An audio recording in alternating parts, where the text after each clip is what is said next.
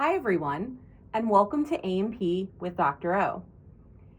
In this video, we are going to take a look at some of the structures of the teeth.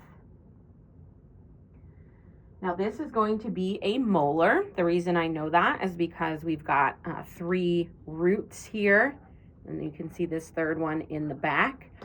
So that tells me that I am looking at a molar. The first part of the tooth, this outer covering that we can see here, this is going to be known as the enamel.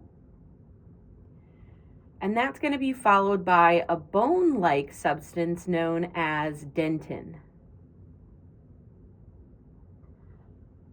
Next, we come to the pulp cavity. And then finally, within the root of the tooth, we have the root canal here.